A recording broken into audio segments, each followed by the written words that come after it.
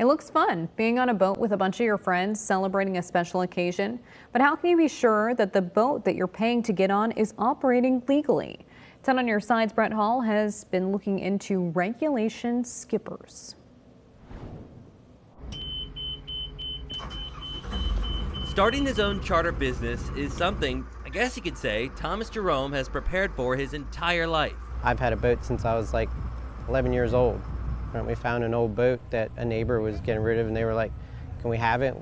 Me and my buddies fix it up, and been running boats and fishing ever since. Now he pilots this 32-foot fishing vessel for paying customers. We do sunset cruises, we do dolphin tours, we do party cruises. However, he says he's not getting all the business he could be getting because of competing charters he thinks are running illegally. I get bookings where people are like, "Oh, we want to take 8 people or 10 people or something along those lines." And I can't do that because it's against the law. You see, Jerome holds a merchant mariner's credential and wants to operate his own boat. Under federal law, unless he goes through the costly and lengthy process of getting the Coast Guard to inspect it for passenger service, like boats like the Spirit of Mount Vernon and Rudy Rocket do, he is limited to taking out no more than 6 people at a time. He's considered an uninspected passenger vessel. But far too often in Virginia Beach, he says he sees scenes like this. Boats with more people on them than he thinks are safe for operation.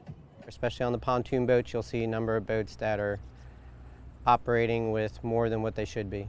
Well, that doesn't necessarily make them an illegal charter. You should be extremely wary of sites that offer large parties of over 12 passengers. Lieutenant Fiona Earnhardt is the chief of enforcement of Coast Guard Sector Virginia and says it certainly gets her attention. It's difficult when you mix operations on the water with money. You see, Earnhardt says if you have a boat and want to take it out with a bunch of your friends, your treat, as long as you have enough life jackets for everyone, you're really good to go. But if you own the boat and charge any money, that is when you must follow passenger rules.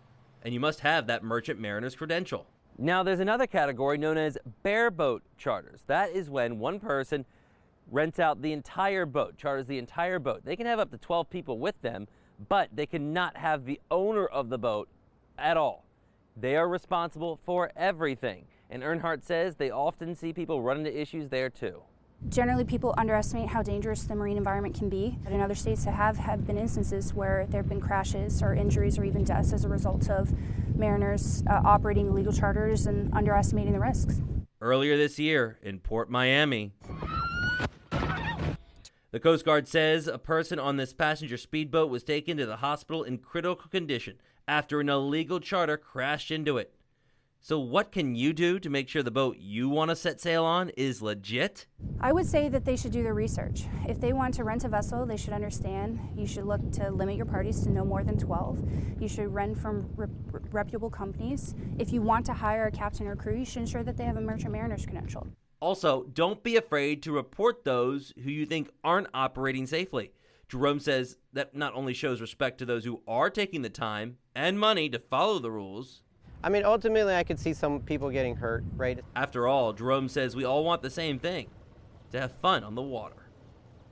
In Norfolk, Brett Hall, 10 on your side.